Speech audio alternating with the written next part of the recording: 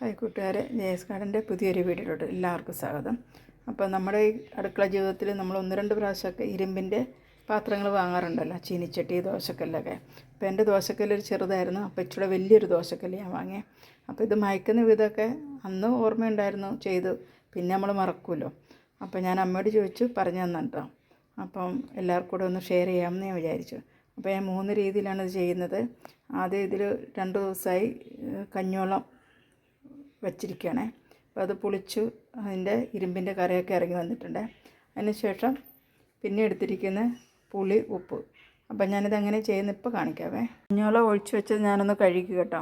അതിന് ശേഷം ഈ ഉപ്പുകല്ലുണ്ടല്ലോ, ഉപ്പുകല്ല് മൊത്തം ഇങ്ങനെയിട്ട് നന്നായിട്ട് ഉരയ്ക്കണം കേട്ടോ.